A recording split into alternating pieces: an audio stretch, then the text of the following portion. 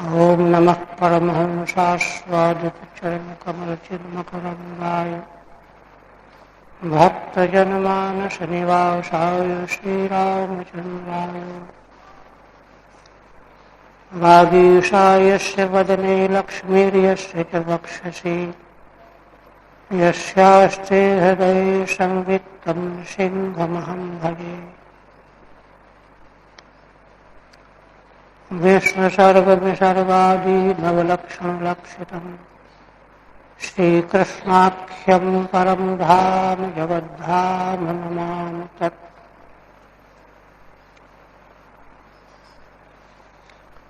श्रीमद्भागवत के तृतीय स्कंध कापिलेयोपाख्यान के प्रसंग में 27वें अध्याय में श्री भगवान तीव्र भक्ति और तीव्र वैराग्य पूर्वक आत्म तत्व का साक्षात्कार बोध ज्ञान निःश्रेयस का परम साधन है, यह उपदेश कर रहे हैं। 26वें अध्याय में प्रकृति पुरुष के पृथकता का विवेचन करने के बाद भगवान ने कहा कि परमार्थतः पुरुष को कोई बंधन है नहीं, क्योंकि वह निर्गुण है, अकर्ता है, अविकारी है। किंतु वही जब प्रकृति के संग में पढ़ करके आसक्त हो जाता है तो अपने को कर्ता विकारी मान करके तत्त कर्मों से बंधकर जन्म मृत्यु को प्राप्त होता रहता है। यह कह करके इसलिए चाहिए क्या कि प्रकृति स्वरूपतः कोई हानि करने वाली नहीं है। उसके गुणों में जो संग है उससे बचना चाहिए। गुणों के संग से ही अहंता और ममता प्रकट होती है, और अहंता ममता को लेकर के जीव 3 प्रकार के कर्मों में प्रवृत्त होता है और फिर उसका अवश्यम भावी परिणाम बार बार जन्म मृत्यु भोगना पड़ता है। तो अब प्रश्न यह है कि मन जो स्वभावतः प्रकृति के गुणों में विषयों में आसक्त है, उससे उसको कैसे अलग किया जाए। तो कई प्रकार के भगवान ने साधन बताए, यम नियम आदि। भगवान के प्रति प्रीति भाव, भगवान की कथाओं का श्रवण करना, कई तरह के साधन, प्राणी मात्र के प्रति समत्व बुद्धि आदि आदि। तो ऐसा करने से अहंता ममता शिथिल हो जाएगी। सामबंधे च देहेस्मिन् अकुर्वन् असदाग्रहम्। देह और देह से संबंध रखने वाले परिवार, सगे संबंधी, ये सब असत पदार्थ हैं, इनके प्रति आग्रह छोड़ देता है। और जिस प्रकृति पुरुष का तत्व दर्शन कर चुका है पिछले अध्याय के वर्णन के अनुसार, उस ज्ञान के द्वारा निवृत्त बुद्ध्यवस्थानो दूरी भूतान्य दर्शन। बुद्धि का अवस्थान 3 प्रकार का, 3 अवस्थाएं, जागृत, स्वप्न, सुषुप्ति। इन तीनों अवस्थाओं से अपने को निवृत्त कर लेना। न मुझ में जागृत है, न स्वप्न है, न सुषुप्ति है। जागृत स्वप्न सुषुप्ति अवस्था का अभिमान निवृत्त हो जाना, निवृत्त बुद्धि अवस्थान, और अन्य दर्शन से निवृत्त हो जाए, दूरी भूतान्य दर्शन। इतना सब हो जाने के बाद तब फिर वह अपने से ही आत्मा का दर्शन प्राप्त कर लेता है। उपलभ्यात्मनात्मानम चक्षुषेवार्कमात्मदृक्। जैसे चक्षु से अवच्छिन्न भी अर्क है, सूर्य है। चक्षु इंद्री भी सूर्य का ही अंश है। तो चक्षु से अवच्छिन्न सूर्यांश के द्वारा आकाश मंडलस्थ अनवच्छिन्न निरवच्छिन्न सूर्य का जैसे दर्शन करता है, ऐसे ही अहंकार से अवच्छिन्न जो चिदाभास स्वरूप जीव का, उससे शुद्ध आत्म स्वरूप का दर्शन करता है। ये सब बात हो चुकी थी। और तब फिर आगे भगवान ने बताया, मुक्त लिंगम सदाभासम असतित प्रतिपद्यते। सब प्रकार की उपाधियों से मुक्त, सदा स्वप्रकाश स्वरूप। असत जो उपाधि है उसी में वह उपलब्ध होता है। वह कैसा है? सतो बंधु मसच्चक्षु सर्वानुस्यूत मद्वयम। अव्यक्त प्रधान प्रकृति का मूल अधिष्ठान और व्यक्त प्रपंच का प्रकाशक, माने कार्य और कारण दोनों का प्रकाशक। कार्य और कारण दोनों में व्याप्त। व्याप्त का मतलब यह है कि उस स्वप्रकाश तत्व के बिना न कार्य कारण का ज्ञान हो ही नहीं सकता। ऐसे अद्वैत तत्व को उपलब्ध कर लेता है, प्राप्त कर लेता है। यही निश्रेयस। इसी में भगवान ने दृष्टांत दिया था कि जैसे जल रूपी उपाधि में आकाशस्थ सूर्य का प्रतिबिंब पड़ रहा है, और वह प्रतिबिंब ही जल के भीतर पड़ने वाला प्रतिबिंब निकटस्थ भित्ति दीवार आदि में चमक रहा है प्रकाश के सहारे। सूर्य का प्रकाश भी है, प्रकाश में हवा से जल हिल रहा है, प्रतिबिंब भी हिल रहा है, और हिलते हुए प्रकाश और प्रतिबिंब की छाया दीवार में पड़ रही है। तो वहीं कोण में स्थित व्यक्ति उसको देखता है। उसको देख करके फिर विचार करता है कि अरे यहां ये कैसे आया। तो उसके सहारे देखने की चेष्टा करता है, तो जलाशय में प्रतिबिंब का उसको ज्ञान होता है। अच्छा, ये जल में पड़ने वाले प्रतिबिंब का आभास है। और फिर यह जल में प्रतिबिंब कहां से आया? तब ऊपर आकाश में देखता है कि अच्छा, ये जल के प्रतिबिंब का कारण है आकाश मंडल सूर्य बिंब। तो बिंब से बना प्रतिबिंब, प्रतिबिंब का आभास जैसे भित्ति आदि में पड़ा हुआ दृष्टिगोचर होता है। ये दृष्टांत है। इसी दृष्टांत के अनुसार भगवान ने कहा कि जैसे दृष्टांत में 3 चीजें बताई गई, वैसे ही दार्ष्टान्तिक में भी।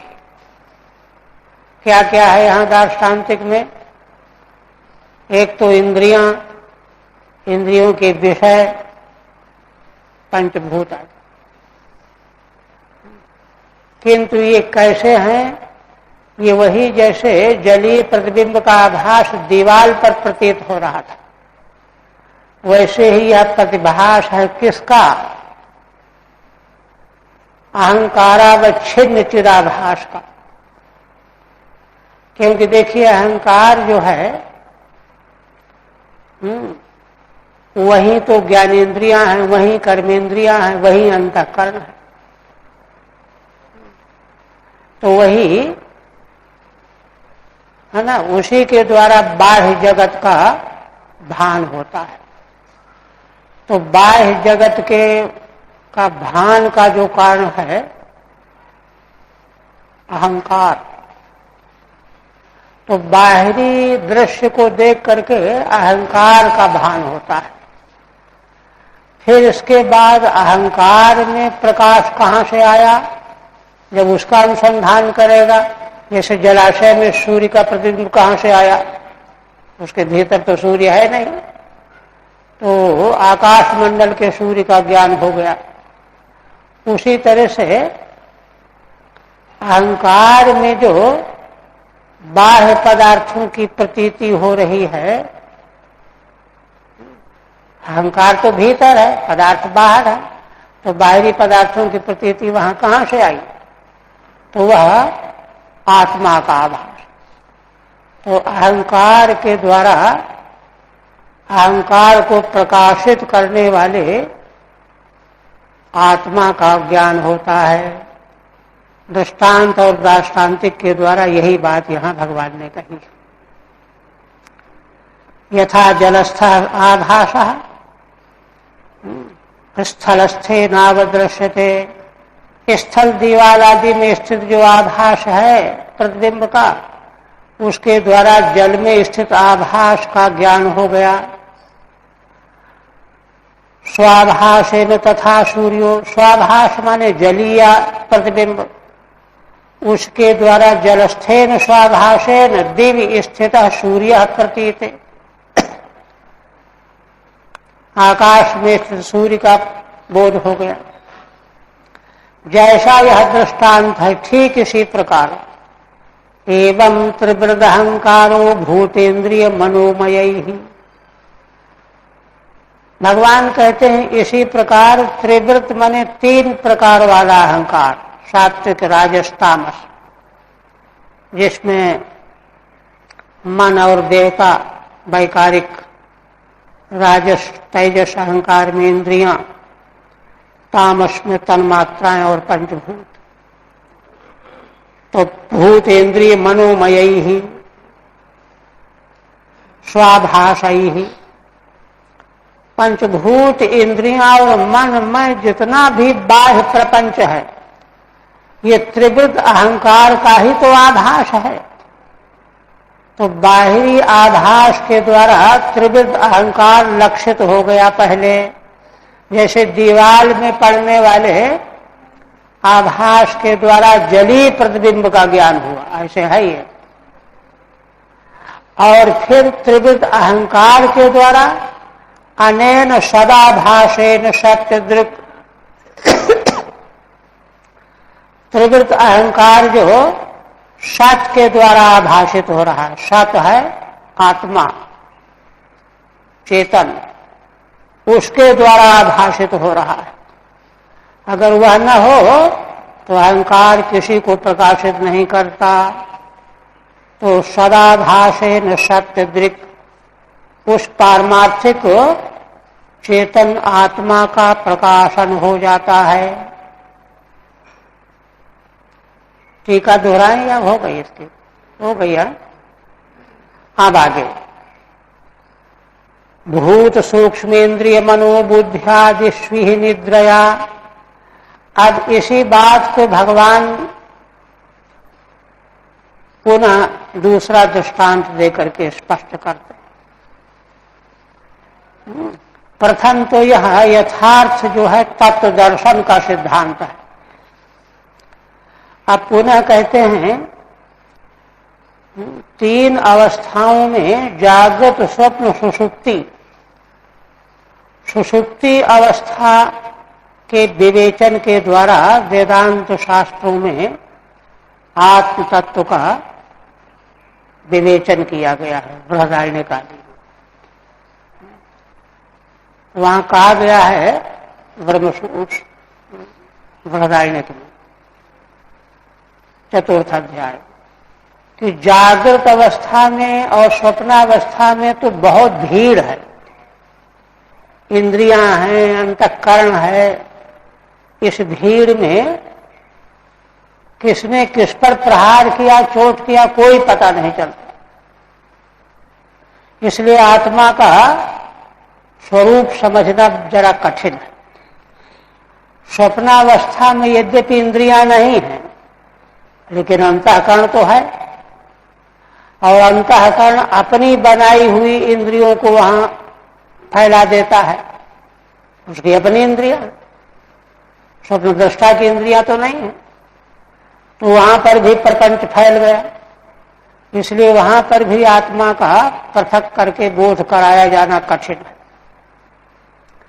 इसलिए सुषुप्ति अवस्था में इंद्रियां और अंतःकरण दोनों ही नहीं। उस अवस्था का अगर विचार किया जाए तो आत्मदर्शन में सुगमता होगी। भगवान उपनिषद में जो सिद्धांत प्रस्तुत किया गया है उसी आधार पर यहां कह रहे हैं, भूत सूक्ष्मेन्द्रिय मनोबुद्ध्यादिष्वि निद्रया। निद्रा के द्वारा सूक्ष्म भूत इंद्रियां, मन और बुद्धि, माने दोनों प्रकार की ज्ञानेन्द्रियां, कर्मेंद्रियां, मन बुद्धि माने अंतःकरण, यह सब लीन हो गया। निद्रा की अवस्था में लीन हो, कहां लीन हो गया? आसक्ति माने अपने अव्यक्त अविद्या में। वहां वेदांती तो अविद्या में लीन बताते हैं। आसक्ति लीनेषु, जो अव्यक्त तत्व है उसमें लीन हो। कहां लीन हो गया? जो कुछ भी है कुछ पता नहीं कहां लीन हो गया, अविद्या में लीन हो गया निद्रा से। किंतु यस्तत्र विनिद्रो निरहंक्रिय, किंतु उस अवस्था में भी जो निद्रा से रहित होकर के अहंकार शून्य होकर के मौजूद है,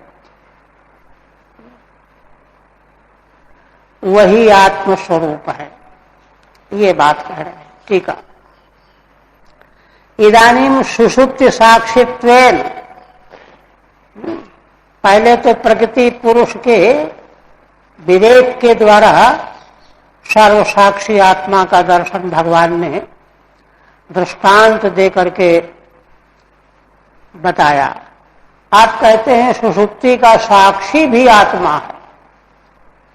सुषुप्ति साक्षित्वेन शुद्धात्म प्रतिपत्तिम, शुद्ध आत्मा की प्रतिपत्ति माने अनुभूति, अनुभव तो दर्शयति, अनुभव के आधार पर भगवान 3 श्लोकों से बताने जा रहे हैं। क्या कहते हैं? भूतादिषु असति, असत तुल्य अव्याकृते, है ना। पंचभूत इंद्रियां आदि में सभी आ गया। असत में माने असत के समान ही जो अव्याकृत है, वही अव्याकृत माया, अविद्या। अलग अलग करेंगे तो अविद्या करेंगे, जीव की अविद्या अलग अलग है। अव्याकृत माया कर लेंगे तो भी कोई बात नहीं, समष्टि। उसी में निद्रया लीनेषु, निद्रा के कारण लीन हो जाने पर,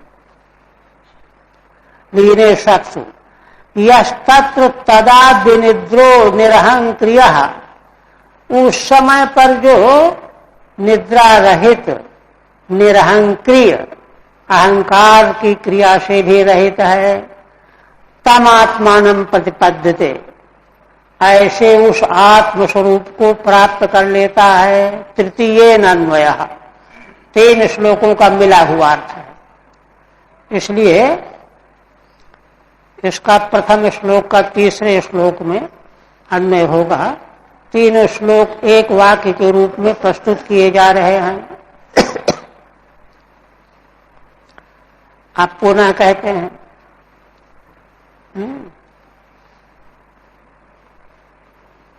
कहते हैं मन्यमानस्तदात्मानम् अनष्टो नष्टवन्मृषा, नष्टे अहंकरणे दृष्टा नष्ट वित्त इवातुरः।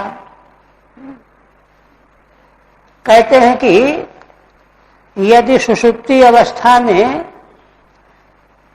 निद्रा से रहित आत्मा है, तो जागृत और स्वप्न में तो निश्चित ही है कि निद्रा से रहित है। तो जागृत और स्वप्नावस्था में उसका बोध क्यों नहीं करा रहे आप? क्योंकि आत्मा तो किसी अवस्था में नहीं सोता, सुषुप्ति में भी नहीं सोता। तो सुषुप्ति में क्यों दौड़ करके समझाने के लिए दृष्टांत ले रहे हैं? जागृत स्वप्न में उसका निरूपण कीजिए। तो कहते हैं भाई देखो, जागृत स्वप्न में वही पहले हमने बताया उपनिषद में जिस पर विचार किया गया है कि जागृत और स्वप्नावस्थाओं में इतनी भीड़ है पदार्थों की कि उसमें उसका निर्णय करना बड़ा मुश्किल है ना? अब हजारों लाखों में एक को कहां ढूंढोगे? एक दो में तो पहचान हो सकती है। तो इसलिए उस समय स्फुट अवभास नहीं होता। किंतु सुषुप्ति में भीड़ नहीं है, न इंद्रियां है न अंतःकरण है, इसलिए वहां जो निद्रा रहित होकर के दिखाई पड़ेगा, समझा जाएगा, वही आत्मा हो जाएगा। तो स्फुट प्रतीति हो जाएगी। वही कहते हैं मन्यमानस्तदात्मानम् अनष्टो नष्टवन्मृषा। अंतर क्या है? क्यों नहीं सुषुप्ति अवस्था में उसको भान होता? तदा आत्मानम् अनष्टः अपि नष्टवन्मृषा मन्यमानः। वह समझ लेता है, क्योंकि जगने पर उसको अनुभूति होती है मैं खूब सुख से सोया, कुछ भी नहीं जान पाया, मुझे कोई ज्ञान नहीं था। तो कोई ज्ञान न होने से कोई यह समझ ले कि आत्मा नहीं है, ऐसा नहीं। क्योंकि कोई ज्ञान नहीं होने का मतलब यह है कि ज्ञान के उपकरण नहीं है ना? व्यक्ति रूप ज्ञान तो है, किंतु उस ज्ञान को प्रकट होने के लिए जो वस्तु चाहिए उपकरण नहीं है। उपकरण क्या है? अंतःकरण चाहिए, अंतःकरण लीन है,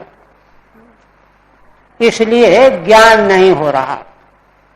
किंतु ज्ञान की सत्ता, ज्ञान की क्षमता, शक्ति आत्मा रूप में विद्यमान है।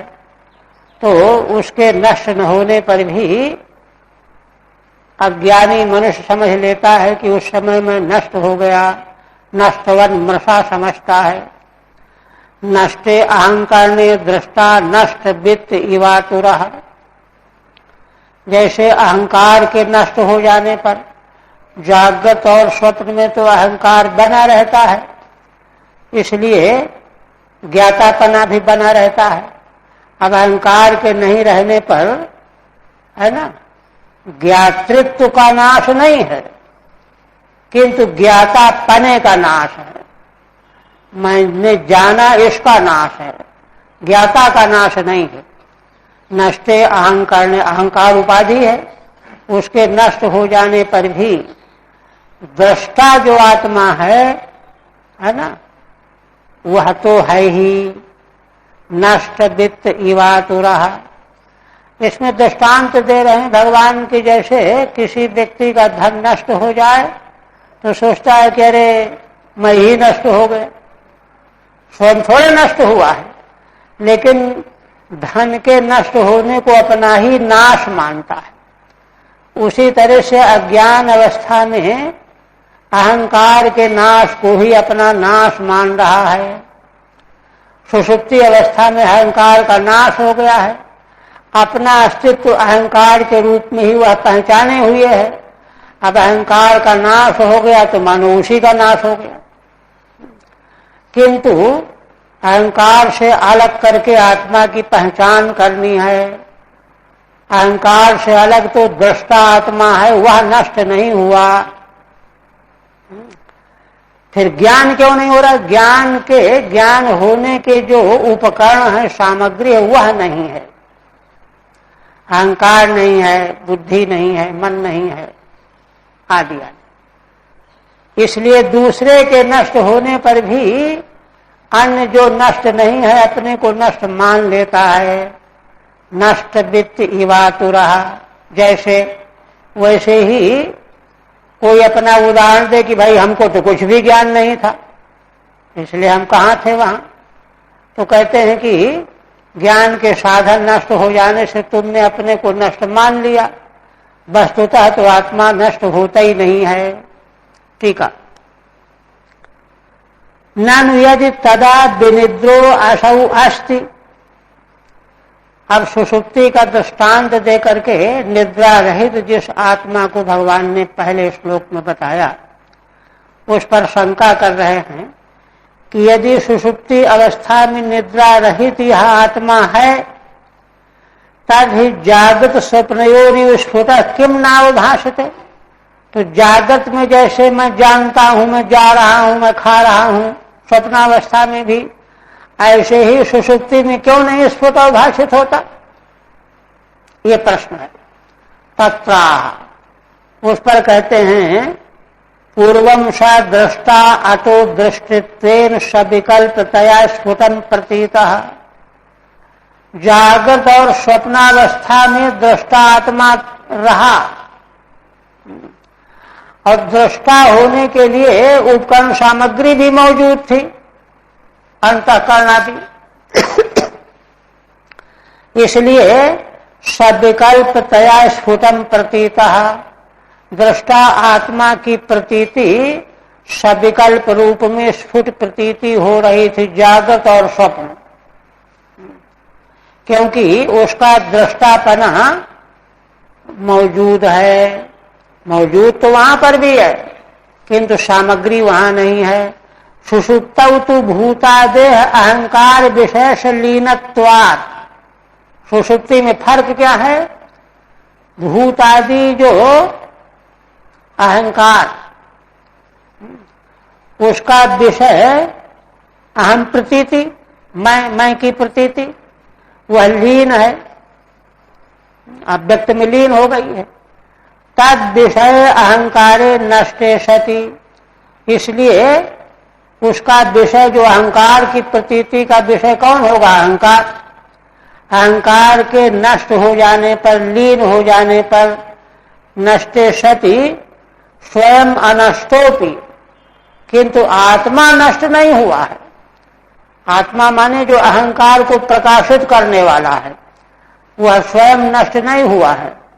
मृषैवात्मानं नष्टवन मन्यमानो यह, किंतु मृषा झूठा ही अपने को नष्ट की तरह से मन्यमान है, मान रहा है। क्यों, कारण क्या है, क्योंकि वह अहंकार रूप ही अपना अस्तित्व मानता है। किंतु वास्तविक बात समझने की यही है कि आत्मा अहंकार रूप नहीं है, किंतु अहंकार के नष्ट हो जाने पर वह नासमझी में अपने को भी नाश मान रहा है, किंतु वास्तव में आत्मा का नाश नहीं है। नष्ट न होने वाला जो है, अन्य से नाशे अन्य से नष्ट तुल्यत्वे दृष्टांत। तो कहते हैं क्या संसार में ऐसा कहीं देखा गया है कि नष्ट और कोई हुआ हो, दूसरा समझे कि मैं नष्ट हो गया। तो कहते हैं कि हाँ देखो, नष्ट वित्तो यथा आतुरो विवशः, धन के नष्ट हो जाने पर मनुष्य आतुर हो गया, हाय अब क्या करेंगे, विवश हो गया, तो सोचने लगता है कि मैं ही नष्ट हो गया। वस्तुतः नष्ट नहीं हुआ वह। ऐसे ही अहंकार के साथ में आत्मा जन्म जन्मांतरों से, करोड़ों जन्मों से इतना जो है तादात्म्य बनाए हुए है कि उसको न देख करके अपना नाश मान लेता है। सुषुप्ति की हालत यही है। अहंकार वहां लीन हो गया व्यक्त में, अब अकेला आत्मा रहने पर भी वह समझता है कि मैं तो नष्ट हो गया। तो जो नष्ट नहीं होने पर भी नष्ट हुआ मान रहा है, उसी को आत्मा के अस्तित्व के रूप में समझना है। आप पुनः कहते एवं प्रत्यवमृष्याशावात्मानं प्रतिपद्यते साहंकारस्य द्रव्यस्य योवस्थानमनुग्रह। अब इसमें स्पष्ट करते हैं भगवान। एवं प्रत्यवमृष्य, भगवान कहते हैं कि हे मां, इस प्रकार से विचार करके, अनुसंधान करके, विमर्श करके, असौ आत्मानं प्रतिपद्यते, यह साधक अपने पारमार्थिक आत्मा का साक्षात्कार कर लेता है जिसमें अहंकार की गंध भी नहीं है, सारी उपाधियों से अलग, उज्ज्वल, निर्मल, शुद्ध, अपने शुद्ध आत्म स्वरूप का साक्षात्कार कर लेता है। कैसे कर लेता है? साहंकार से द्रव्यस्य, असल में इसके पूर्व जो जो ज्ञान हो रहा था वह अहंकार के साथ में मिला हुआ ज्ञान हो रहा था। यह घट है, यह पट है, जब भी यह ज्ञान होगा, जागृत में चाहे स्वप्न में, कभी किसी अवस्था में, तो द्रव्य के ज्ञान के साथ में अपना ज्ञातापना भी सम्मिलित है। यह घट है, यह कथन करने वाला समझ रहा कि देखो मैं कहता हूं कि यह घट है, मेरी समझ कोई ऐसी वैसी समझ नहीं है। अपने समझदारी के अहंकार को मिला करके अयम घट है ज्ञान उसको हो रहा है। तो बात क्या है? बात यह है कि जैसे इस ज्ञान में घटादि द्रव्य विषय हैं, वैसे ही अहंकार भी ज्ञान का विषय है। इसीलिए पूर्व मीमांसक जो हैं ज्ञान विषय ज्ञान मानते हैं, स्वीकार करते हैं। प्रामाण्य के प्रसंग में विषयांतर हो जाएगा थोड़ा, तो उसी प्रकार से है ना, घट विषय ज्ञान वाला मैं हूं, तो इसलिए उसके माने ज्ञान ही जिस ज्ञान का विषय हो, जैसे घट विषय है, पट विषय है, वैसे ज्ञान भी ज्ञान का विषय हो गया। वही कह रहे हैं भगवान, है ना, कौन सा है? साहंकार से द्रव्य से, अहंकार के सहित द्रव्य, केवल घट का ज्ञान नहीं है, घट को जानने वाला जो अहंकार है उसके सहित यह ज्ञान है। साहंकार से द्रव्य से, तो इसलिए हुआ क्या? इस तरह से विवेचन करने पर ज्ञान का विषय जैसे घट है वैसे अहंकार भी है। अब जो विषय हो जाएगा वह दृष्टा नहीं हो सकता, अकाट्य नियम है। दृश्य कभी दृष्टा हो ही नहीं सकता और दृष्टा कभी दृश्य नहीं हो सकता। तो अहंकार तो द्रव्य आदिकों की तरह से, घटपटादियों की तरह से दृश्य बन गया। इसका मतलब है कि दृष्टा तो पारमार्थिक कोई और ही है, अहंकार दृष्टावस्था नहीं है। इस तरह से बड़ी युक्ति से विचार करके, प्रत्यवमर्श करके अलग शुद्ध बुद्ध निरुपाधिक आत्मा को पहचान लेता है। साहंकार से द्रव्य से योवस्थान मनुग्रह। ठीक है, नानु सुषुप्तौ न किंचित् अनुभूयते। पूर्व पक्षी कहता है कि अरे भाई, सुषुप्ति में तुम दावा करते हो आत्मज्ञान कराने का, तो अगर सुषुप्ति में कराना चाहते हो तो जागर स्वप्न में करा दो। तो जागर स्वप्न में कठिनाई बताई, तो सुषुप्ति में फिर कैसे करा रहे हो? वहां तो कोई अनुभव होता ही नहीं है। कहते नहीं, मैवम, अनुभव तो होता है। सुख मामस्वात्सम न किंचिद अवेदिशम, मैं खूब सुख से सोया, 5-6 घंटे मुझे कुछ भी पता न रहा, कौन आया कौन गया, है ना। इति विशेष ज्ञानम विदा केवलस्य आत्मनः तत्संधानात्। हाँ, यह परामर्श जो है जगने पर ही तो परामर्श हो रहा है ना। तो परामर्श पूर्व स्मृत का हो रहा है, तो इससे साबित हो रहा है कि सुषुप्ति अवस्था में विशेष ज्ञान भले न हो किंतु ज्ञानाभाव को प्रकाशित करने वाला आत्म तत्व तो था। यह ज्ञान नहीं था, वह ज्ञान नहीं था, इसको कैसे जाना? ठीक है, विशेष ज्ञान यह वह किसी प्रकार का ज्ञान नहीं था, लेकिन उस अवस्था में कोई भी ज्ञान नहीं था, इसको जानोगे कैसे? असल में अभाव का ज्ञान भी ज्ञान के द्वारा ही जाना जाएगा, अभाव विषय ज्ञान। इसलिए नैयायिक कहते हैं कि जिस इंद्रिय के द्वारा जो पदार्थ जाना जाता है उसी के द्वारा उसका अभाव जाति आदि तेरे इंद्रियण। तो इस तरह से ये जो मैं सुख से सोया कुछ भी नहीं जान पाया, तो विशेष ज्ञान का अभाव होने पर भी केवल आत्मा का अनुसंधान उस समय मौजूद था।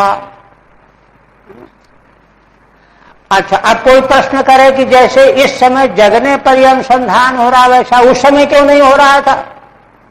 तो उसका कारण असल में यह सामग्री नहीं है। अंतःकरण की सामग्री तो जगने पर ही आई, उस समय तो सब लीन है, सामग्री नहीं है। सामग्री नहीं होने से कोई भान नहीं हुआ। एवमिति केवलस्य आत्मना प्रतिसंधानादित्या एवमिति ननु प्रतिसंधाने साहंकारस्य प्रतीते है। तो कहो कि भाई प्रतिसंधान जो आप उदाहरण के रूप में दे रहे हो, तो इसमें अहंकार भी प्रतीत हो रहा है ना, कि मुझे ज्ञान नहीं था, विशेष ज्ञान नहीं था। तो मुझे माने अपने अहंकार का भी ज्ञान हो रहा, प्रतीति हो रही। कथम निरहंक्रियत्वम तत्र, इसका मतलब कि सुषुप्ति अवस्था में जो था वो निरहंक्रिय नहीं था, अहंकार था। कहते नहीं, साहंकार से द्रव्य से कार्य कारण संघात से अनुग्रह प्रकाशक।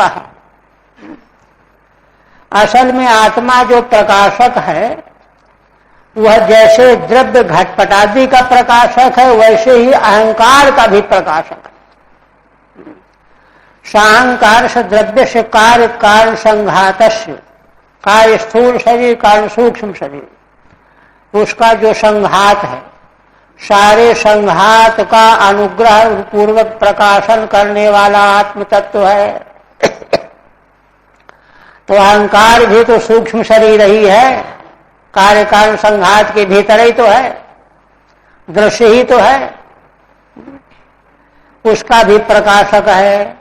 इसलिए जो वहां पर अहंकार की प्रतिसंधान हो रहा है, तो वह प्रतिसंधान प्रकाश के रूप में हो रहा है, उसका भी प्रकाशक है। अवस्थानम चो द्रव्य विशेषणतया अहंकारस्यापि दृश्यत्वाच्च, ये देखिए है ना, द्रव्य का विशेषण हो करके, जैसे द्रव्य घटपटादि द्रव्य हैं, तो इतना बड़ा घटा उतना बड़ा घट विशेषण हो जाएगा, लंबाई चौड़ाई मोटाई है ना, काला नीला वगैरह। उसी तरह से अहंकार भी दृश्य है, जैसे पदार्थ के विशेषण दृश्य हैं वैसे अहंकार भी दृश्य है। अहंकारस्यापि दृश्यत्वाच्च तद्दृष्टा आत्मा तद व्यतिरिक्त। तो जब अहंकार भी दृश्य हो गया तो उसका भी दृष्टा आत्मा उससे अलग हो गया, क्योंकि दृष्टा कभी दृश्य हो नहीं सकता, दृश्य कभी दृष्टा हो नहीं सकता। तम आत्मानम इत्यन्वयः, ऐसे उस आत्मा को तम आत्मानम प्रतिपद्यते। देखिए, वेदांत दर्शन की पूरी मीमांसा यहां पर प्रस्तुत की भगवान ने। इसलिए वेदांत दर्शन से बच करके कोई चाहे कि हम निःशेष प्राप्त कर लेंगे, ये संभव नहीं।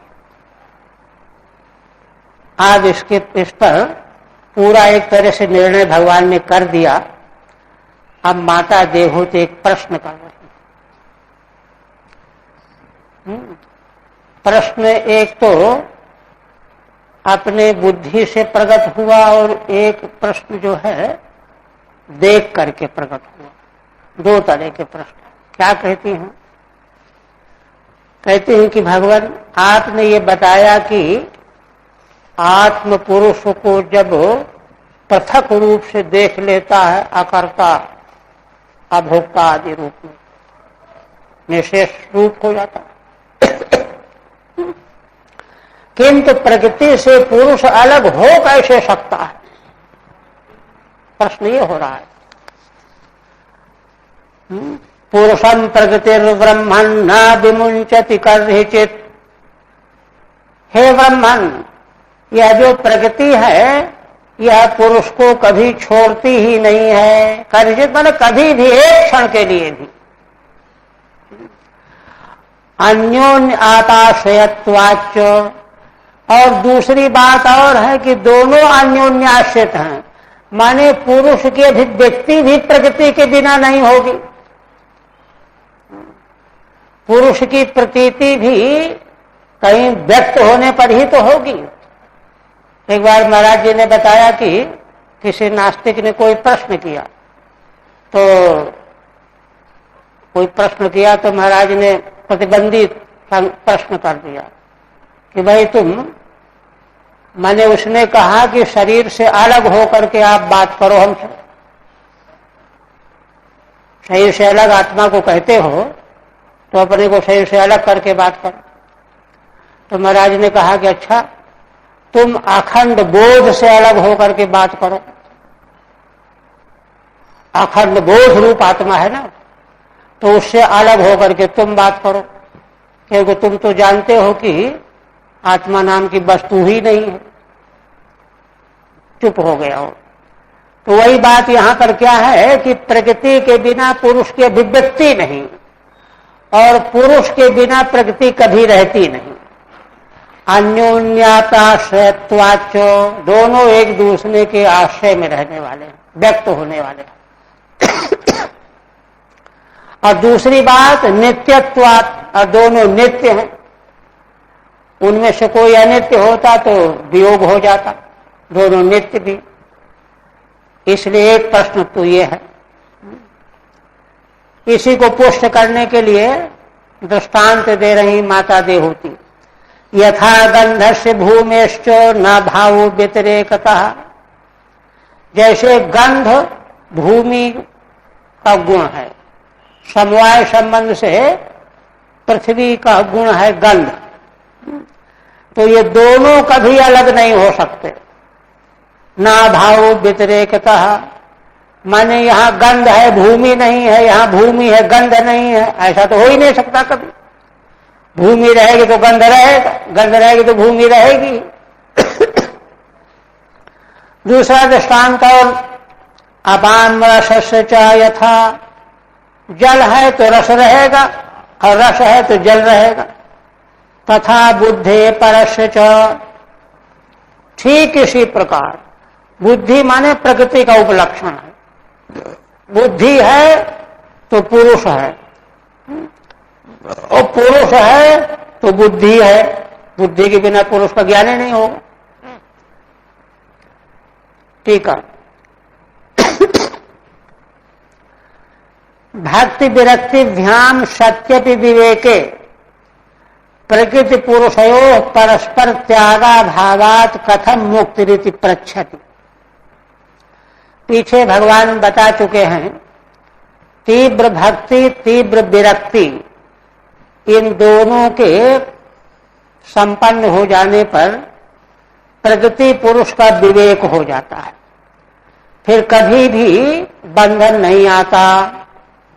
किंतु कहते हैं कि भक्ति और विरक्ति हो भी जाए और प्रकृति पुरुष का विवेक भी कोई कर ले, किंतु विवेक होने से होगा क्या? परस्पर त्यागा भावात, न प्रकृति पुरुष को त्यागेगी न पुरुष प्रकृति को त्यागेगा। विवेक किए बैठे रहो कि प्रकृति अलग है, पुरुष अलग है, लेकिन वो रहेंगे एक साथ ही। परस्पर त्यागा भाव कथम मुक्ति, फिर मुक्ति कैसे होगी? यह प्रश्न जो है पुरुषामित चतुर्विद 4 श्लोकों से। पुरुष व्यतिरेकेण प्रगते स्वरूपालाभाभावात्, पुरुष को छोड़ करके प्रकृति का स्वरूप लाभ ही नहीं होगा। पुरुष तो अधिष्ठान है ना, सर्वाधिष्ठान है, आश्रय के बिना प्रकृति माया रह ही नहीं सकती, इसलिए स्वरूप ही नहीं होगा प्रकृति का। ऐसे ही पुरुष भी प्रकृति व्यतिरेकन पुरुषस्य अभिव्यक्त भावात्, प्रकृति न रहे तो पुरुष की अभिव्यक्ति कहाँ हो, है ना? देह जरूरी है, देह में ही आत्मा का अभिव्यंजन होगा। इत्यन्योन्यापाश्रयत्वात्, इस तरह से प्रकृति और पुरुष दोनों अन्योन्याश्रित हैं। और नित्यत्वाच्च, नित्य भी है। पुरुषम प्रकृति कदाचित न मुंजति इत्यर्थः, तो कभी भी प्रकृति पुरुष को छोड़ ही नहीं सकती। इसी को व्यतिरेक दृष्टांत के द्वारा 18वें श्लोक में माता देवहूति कहती है। व्यतिरेका भाव मात्र दृष्टांत, माने दोनों का अलगाव का सर्वथा अभाव है। यथा व्यतिरेक तो भाव सत्ता नास्ति, जैसे अलग होकर के सत्ता नहीं रहती। किसकी? भूमि से अलग होकर के गंध की, गंध से अलग होकर के भूमि की सत्ता नहीं रह सकती। गंध से कदाचित अपक्षय दर्शनात्, किंतु दूसरा दृष्टांत क्यों लिया? कहते गंध कदाचित भूमि के साथ में रहती हुई भी अपक्षय हो गया, सूख गई गंध, प्रतीति नहीं हो रही, ऐसा हो सकता है। तो केवल भूमि रह जाएगी, फिर तो व्यतिरेक हो जाएगा। इसलिए दूसरा दृष्टांतांतरम, दृष्टांतांतर माने दूसरा दृष्टांत दिया गया, जल और रस वाला। माने रस नहीं तो जल भी नहीं, और जल नहीं तो रस भी नहीं। ऐसा यहां थोड़ा हो सकता है कि रस सूख जाए जल रह जाए, ऐसा नहीं हो सकता। गंध में तो हो सकता है, संभावना है। तो इसलिए बुद्धे प्रकृते है परस्य पुरुषस्य च, इस तरह से प्रकृति और पुरुष ये दोनों अलग अलग रहते ही नहीं हैं। फिर अकर्तु कर्मबंधोयम पुरुषस्य यदाश्रयः गुणेषु सत्सु प्रकृते कैवल्यम ते स्वतः कथम। हे भगवान, आप यह कहते हैं कि पुरुष कर्ता नहीं है, अकर्ता है। कर्ता मानने से उसको बंधन हो गया है ना? और कर्ता माना क्यों? प्रकृति के आश्रय में आकर के कर्ता माना, यदाश्रय। अच्छा, अब जिसके आश्रय में आ जाने से पुरुष ने अपने को कर्ता मान लिया, तो वे गुण प्रकृति तो बनी ही रहेगी। गुणेषु सत्सु प्रकृते कैवल्यम ते स्वतः कथम। तब प्रकृति के गुण वे जब बने ही हुए हैं तो कर्ता फिर बना रहे, कर्तृत्व बना रहेगा। कैवल्य कैसे होगा? कैसे उससे बचेगा, अलग होगा? टीका ततः किम अकर्तृति, ये गुणा आशयो यशः, है ना? जो प्रकृति के गुण ही पुरुष को कर्ता बना देते हैं। तेषु प्रकृतेर गुणेषु सत्सु, उन प्रकृति के गुणों के बने रहते हुए पुरुषस्य कैवल्यम कथम। पुरुष कैवल्य का मतलब केवलस्य भावः कैवल्यम, अकेला रह जाना। अकेला तो रह ही नहीं सकता, वो तो प्रकृति गुण रहेंगे ही रहेंगे। अच्छा, आप कोई इसमें और सूक्ष्म बात रखे कि नहीं भाई, है ना? बड़े परिश्रम से चिंतन मनन करके विचार करके छानबीन करके पुरुष अपने को प्रकृति से अलग कर सकता है, उस पर कहती हैं क्वचित तत्वावमर्शेन निवृत्तम भयमूलबणम। ठीक है, कोई आदमी 10 वर्ष 50 वर्ष कई जन्मों तक जो है विमर्श में लगा हुआ है प्रकृति पुरुष के विवेक में, और जो है उसने बिल्कुल पक्का समझ लिया कि मुझ में गुण नहीं प्रकृति नहीं, और भय उल्बण जो भय था संसार निवृत्त हो गया। किंतु अनिवृत्त निमित्तत्वात्, किंतु बाहर जो निमित्त प्रकृति है वह तो निवृत्त हुई नहीं, केवल विचार से ही तो उसने माना है कि प्रकृति मुझ में नहीं है, वस्तुतः तो प्रकृति में ही बैठा हुआ है, तो निमित्त तो निवृत्त हुआ नहीं। अनिवृत्त निमित्तत्वात् पुनः प्रत्यवतिष्ठते, तो भले एक बार संसार निवृत्त हो गया हो फिर से आ जाएगा, ये प्रश्न है, गहरा प्रश्न है। अतएव क्वचित निवृत्त प्रायस्याति, इसलिए टीका में कहते हैं श्रीधर स्वामी, कहीं पर प्रकृति से निवृत्त होकर के पुरुष केवल रह जाता है तो एकदम से निवृत्त तो नहीं होता है, निवृत्त प्राय हो जाता है। बहुत कुछ अभ्यास कर लिया है, कोई कितना भी जो है तिरस्कार करे, अपमान महसूस न हो, अभ्यास से हो सकता है, ऐसे ही प्रकृति का अभ्यास कर लिया है।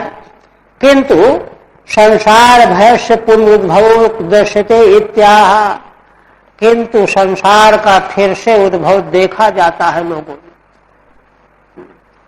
50 वर्ष की साधना के बाद उन्होंने अपने को अलग जान तो लिया, फिर बात बिगड़ गई थोड़े में, फिर वहीं के वहीं पहुंच गए, ये शंका है। आप भगवान इसका उत्तर दे रहे हैं, ये उत्तर जो है गौर करने लायक है, क्योंकि बहुतों को तो यह है कि निवृत्ति हो ही नहीं पाती, और बड़ी कठिनाई से हुई भी तो फिर उपद्रव। इसलिए दोनों तरह का जो प्रश्न माता देवहूति के द्वारा किया गया है सभी के बड़े काम का है। तब भगवान कहते हैं देखो, अनिमित्त निमित्तेन स्वधर्मेणामलात्मना तीव्रया मयि भक्त्या च सुख संभृतया चिरम् ज्ञानेन दृष्टतत्त्वेन वैराग्येण बलीयसा तपोयुक्तेन योगेन तीव्रेणात्मसमाधिना। भगवान कहते हैं कि देखो हे मां, ऐसा है कि असल में यह बात जो प्रश्न किया गया है इसकी जड़ कहां पर है? जहां वैराग्य दृढ़ नहीं, भक्ति दृढ़ नहीं, वही यह प्रश्न है। भक्ति और वैराग्य अगर पुष्कल हो जाए, मजबूत हो जाए, तो फिर पुनः जो है संसार के आने की संभावना समाप्त हो जाए। तब प्रश्न ये आ जाएगा कि अच्छा फिर भक्ति और वैराग्य दृढ़ हो कैसे? तो उसका उत्तर लंबा भगवान उत्तर देंगे कि भाई भक्ति और वैराग्य को दृढ़ करने के लिए साधन का पौष्कल्य चाहिए, बड़ी सतर्कता सावधानी चाहिए, कहीं चूक न होने पावे। साधनों को ऐसे अपनावे व्यक्ति तब दृढ़ वैराग्य और दृढ़ भक्ति प्राप्त हो जाने के बाद फिर पुनः संसार के आने की संभावना नहीं। ये उत्तर है।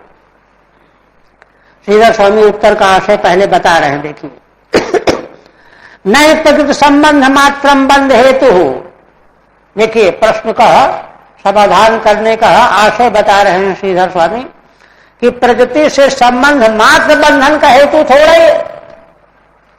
प्रकृति के से संबंध है, प्रकृति रहे संबंध, प्रकृति से संबंध होने से बंधन हो गया ऐसा थोड़ा ही नहीं। प्रकृति संबंध मात्र बंध हेतु, किंतु गुण बुद्धिया तदासक्ति ही, प्रकृति में गुण बुद्धि से जो आसक्ति बन जाती है हमारी, वह बंधन का कारण है।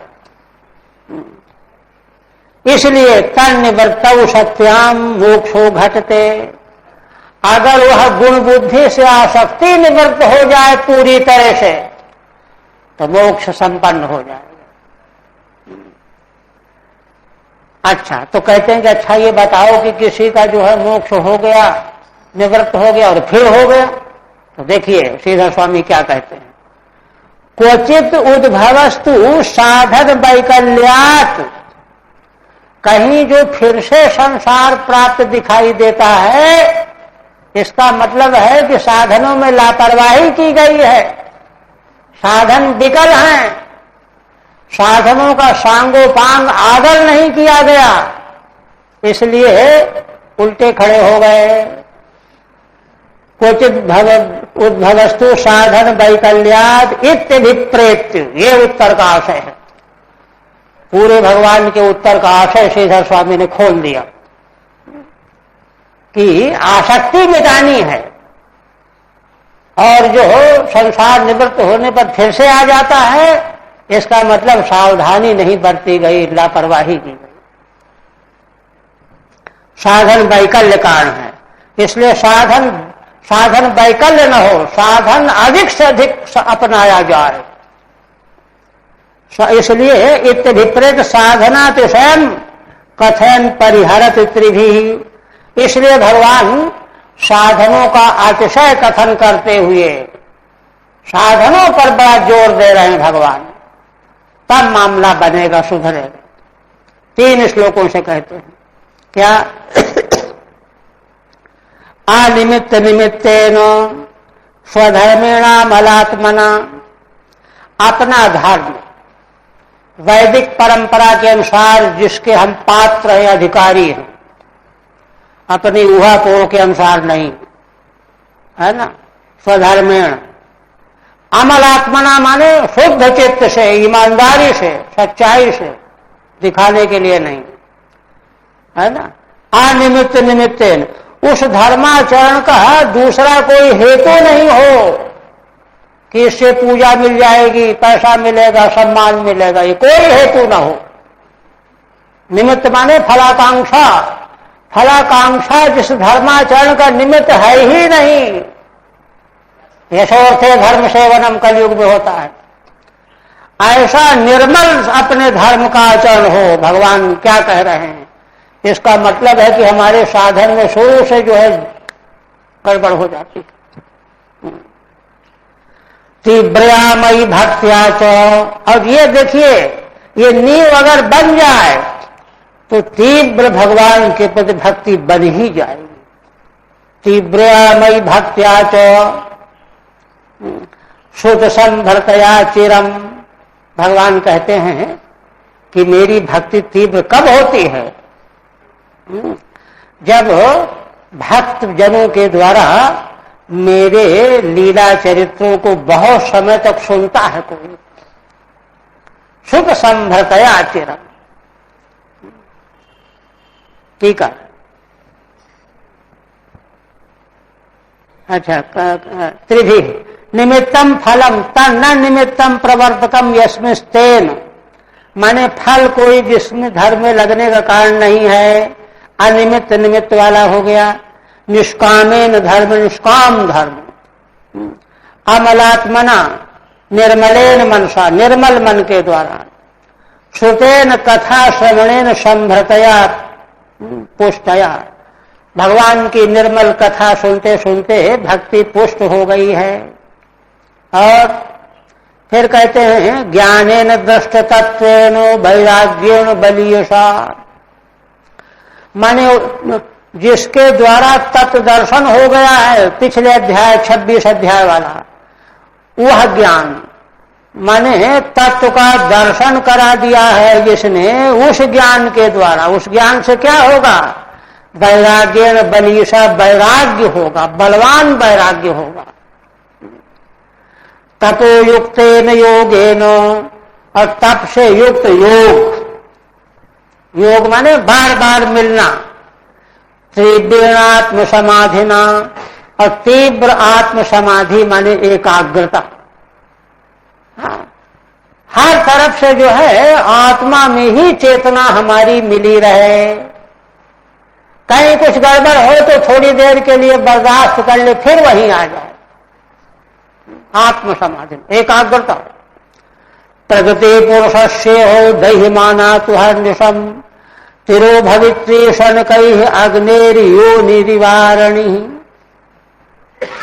भगवान कहते हैं कि देखो, पुरुषस्य इह प्रकृति, ऐसे साधन संपन्न पुरुष के लिए यह प्रकृति अहर्निशम दह्यमाना, रात दिन जिसकी उपेक्षा करता जा रहा है, वह तिरोभूत हो जाती है, छिप जाती है।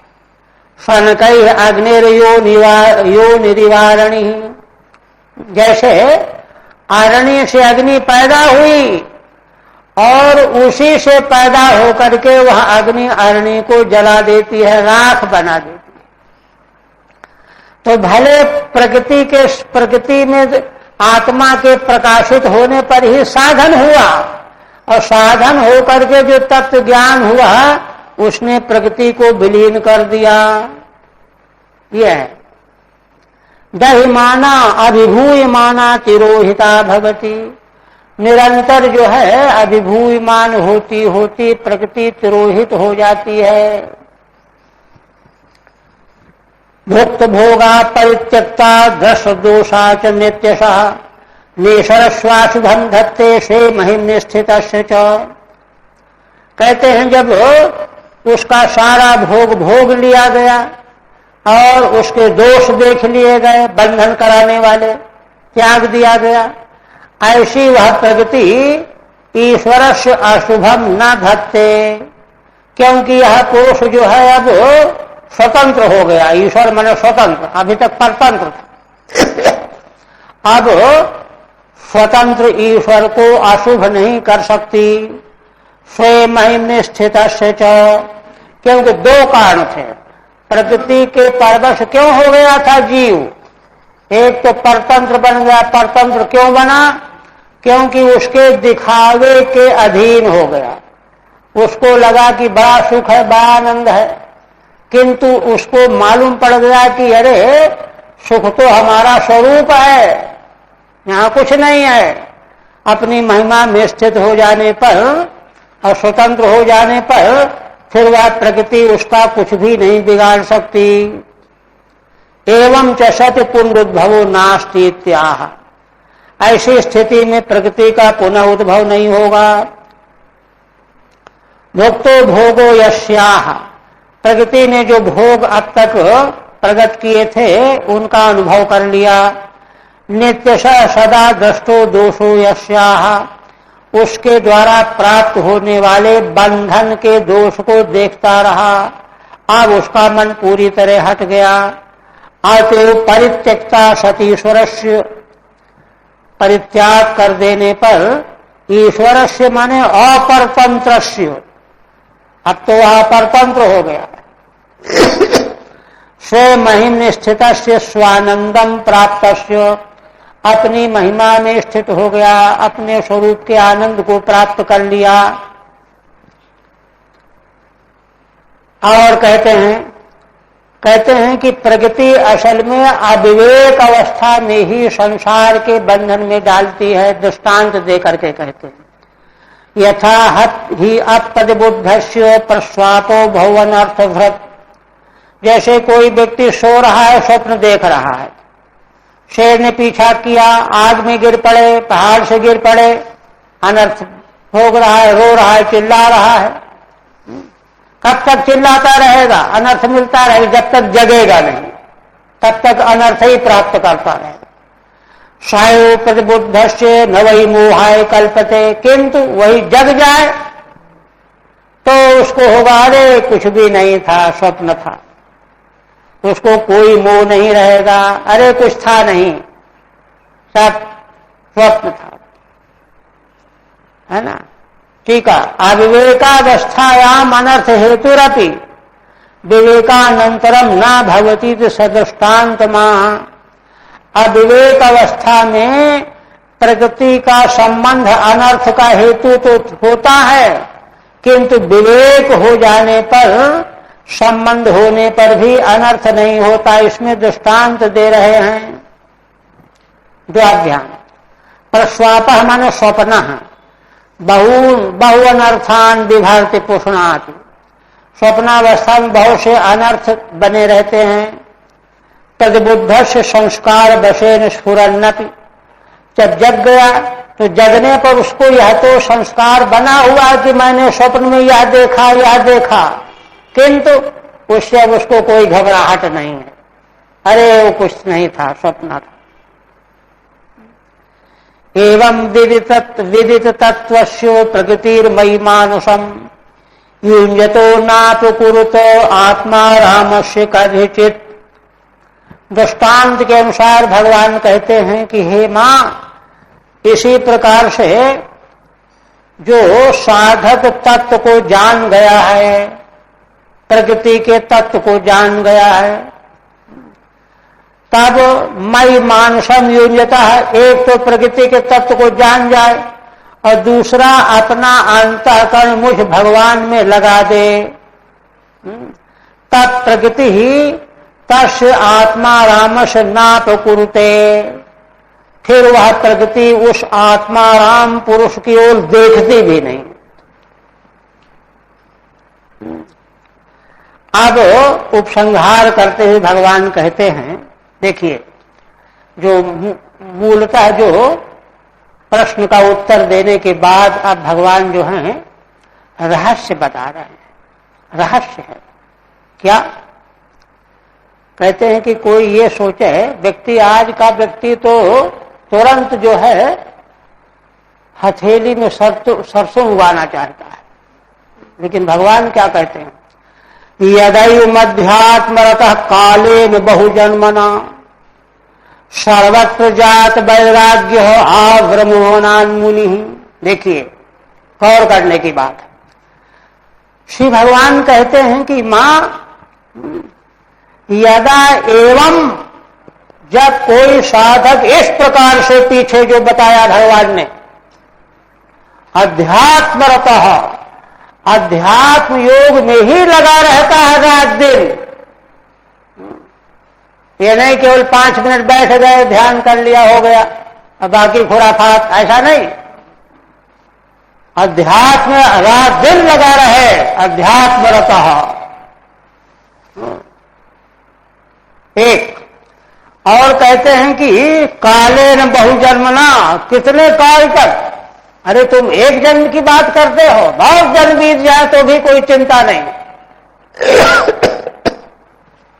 हजारों जन्म लग जाए तो वस्तु ऐसी है। लक्षण क्या है? कितने जन्म लग जाए तो कितने तक कोई गिनती ही सोच करके घबरा जा रहे, बाप रे इतने जन्म लगेंगे। तब भगवान कसौटी बता रहे, कसौटी समझ लो, जितनी जल्दी तुमको कसौटी मिल जाए। क्या? सर्वत्र जात वैराग्य, सर्वत्र वैराग्य हुआ कि नहीं, बस यही चीज है गौर करने की, और कोई भी इधर गौर नहीं करता। सर्वत्र जात वैराग्य। अच्छा, सर्वत्र में कोई सोच ले कि अपने आसपास नहीं। ब्रह्मोनान्मुनि, ब्रह्मलोक तक के लोकांतर के जितने फल हैं वहां तक वैराग्य हो। कोई सोचे कि हम पैसा नहीं चाहते, ये नहीं चाहते, वो नहीं चाहते, इतने से नहीं। चालाकी से बात नहीं बनेगी। ब्रह्मलोक तक का जितना भी लोकांतर का फल है, स्वप्न में भी स्पृहा न हो, ये वैराग्य हो। और यह वैराग्य होने के लिए अध्यात्मरत होना चाहिए, जन्म जन्मांतर लगा देना चाहिए। टीका उपसंहारत यदाई में 3 श्लोक उपसंहार के लिए हैं।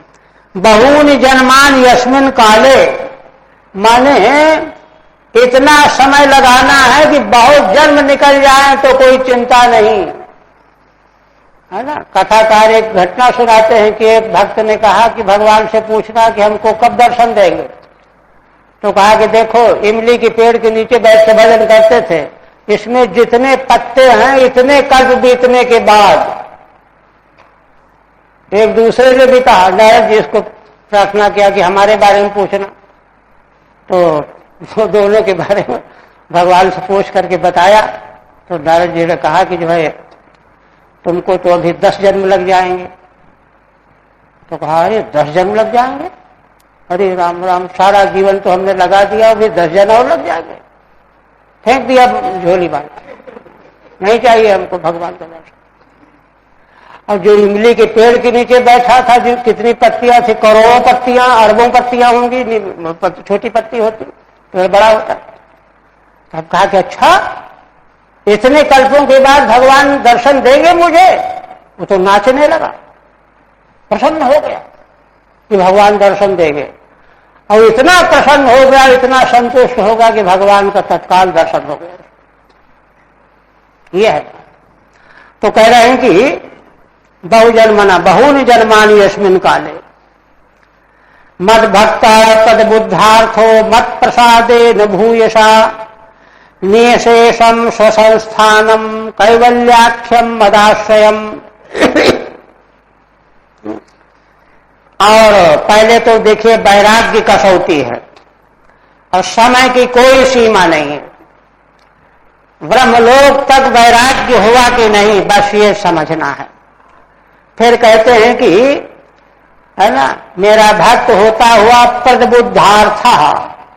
प्रदबुद्धार्थ का मतलब होता अर्थ, माने परमार्थ के प्रति जगह है कि नहीं।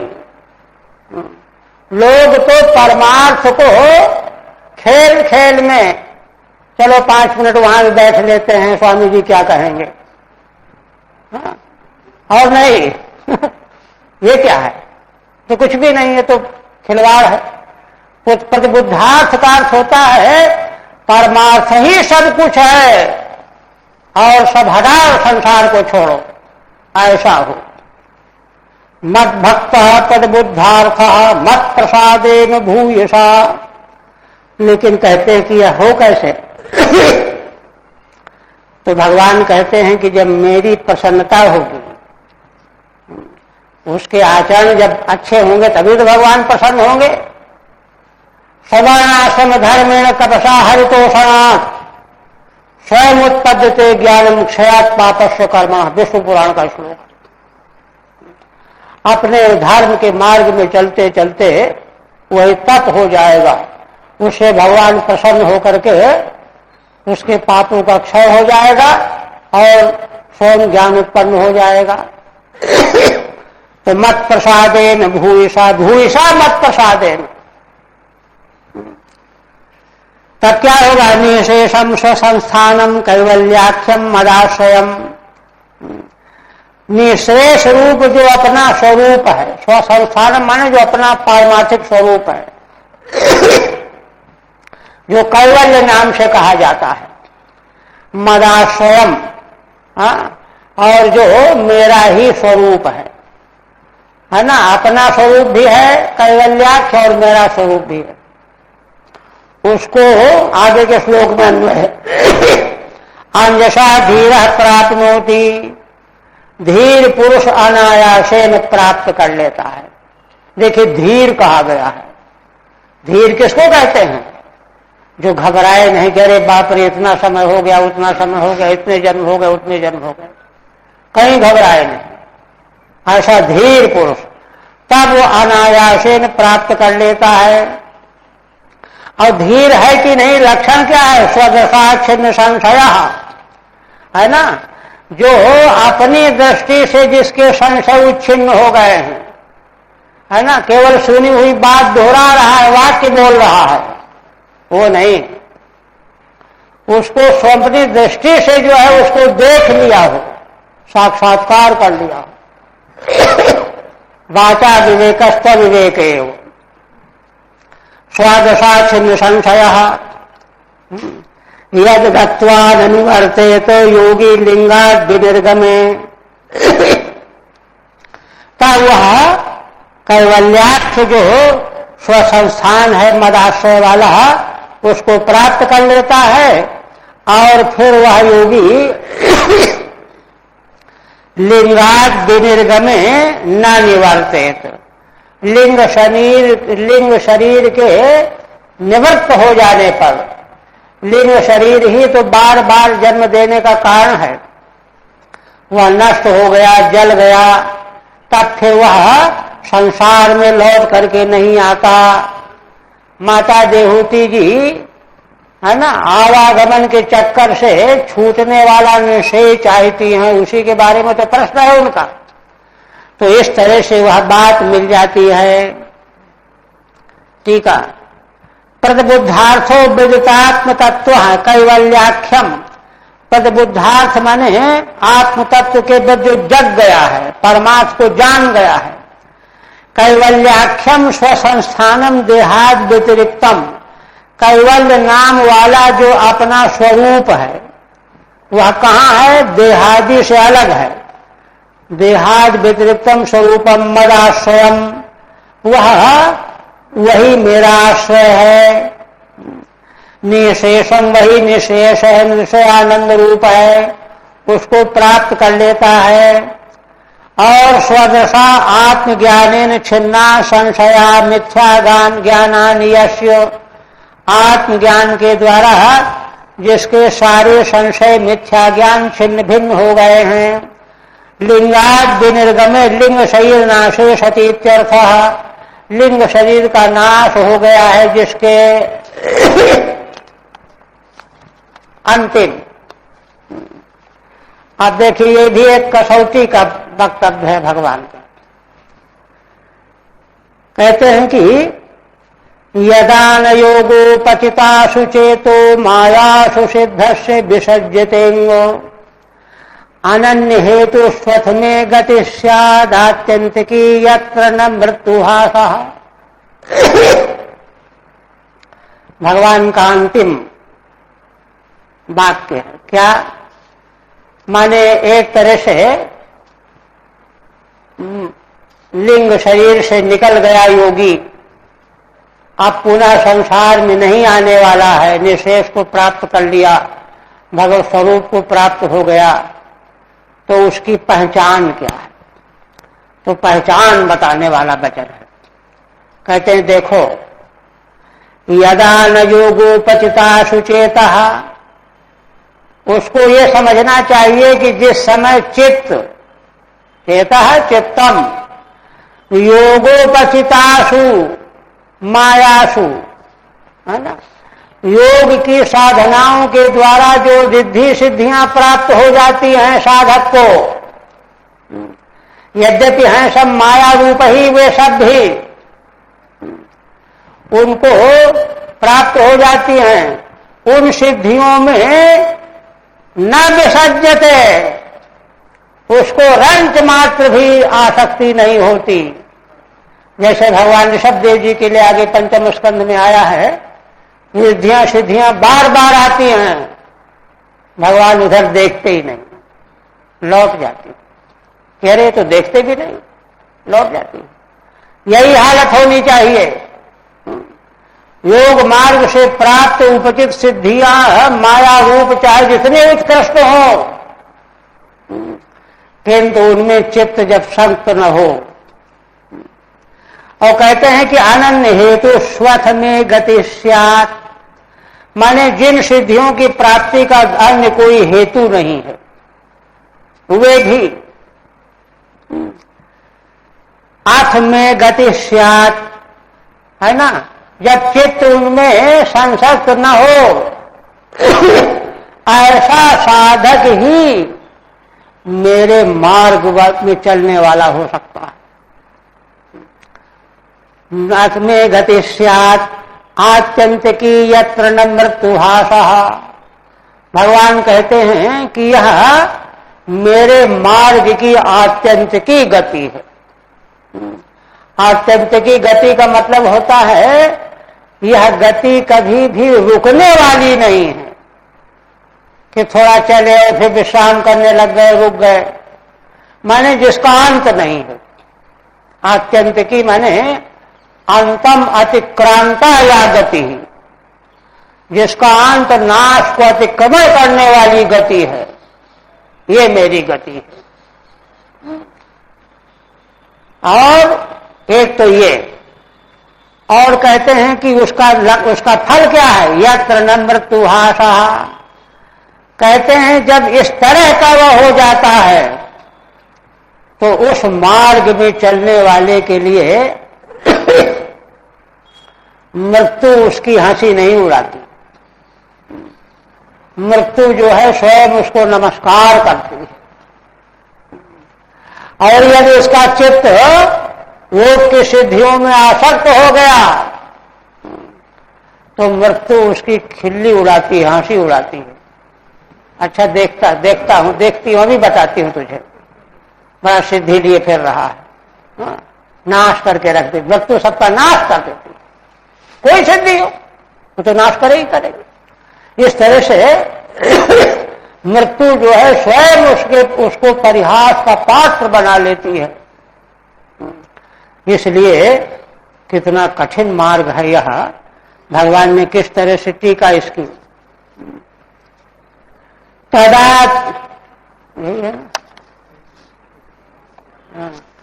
तदा तु अणिमादि सिद्धयोपि अंतराय रूपा भवन्ति।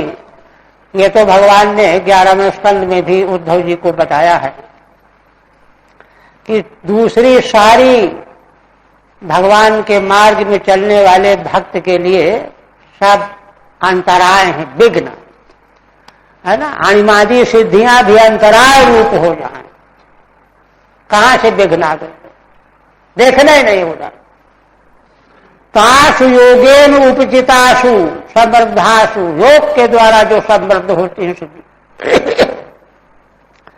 न योगादन्यो हेतु आसान, जिनकी प्राप्ति का योग के अलावा कोई हेतु नहीं है ना। तासाम व्यासाम तासु यदा सिद्ध से चेतो न विसर्जते, ऐसी सिद्धियों की क्षमता पा करके भी जिसका चित्त उनमें रमता नहीं है, विषक्त नहीं होता। अंग हे माता, अंग संबोधन है मां के लिए। अथ तदा अंतम अतिक्रांत अत्यंत, है ना, तब तो समझ लो कि अंत का अतिक्रांत कर गया, वह अत्यंत हो गया। यो हम, ऐसे कौन है भगवान, तत्संबंधिनी, माने जहां विनाश का नामो निशान नहीं है, ऐसे भगवान के मार्ग वाली सिद्धि है, गति है। यो हम तत्संबंधिनी गति, तब माना जाएगा। और नहीं तो बिछुल पड़े कि हरिगंगा वाली बात होगी। यत्र यस्याम गतौ मृत्योर हासो न भवति, उस माने भगवान की ऐसी गति को प्राप्त कर लेने पर मृत्यु फिर हंसी नहीं उड़ा सकती। किंतु अगर चित्त आसक्त हो गया इन सिद्धियों में, विषक्तौ तो सिद्धोपि मया वशीकृत इति मृत्योर हासो गर्वो भवति इत्यर्थः। और अगर आसक्त हो गया तो मृत्यु उसकी हंसी उड़ाती है, अरे अब तो आ गया मेरे फंदे में, चक्कर में आ गया, मया वशीकृत, मैंने इसको बस में कर लिया। ऐसा कह करके मृत्यु का हास बन जाता है।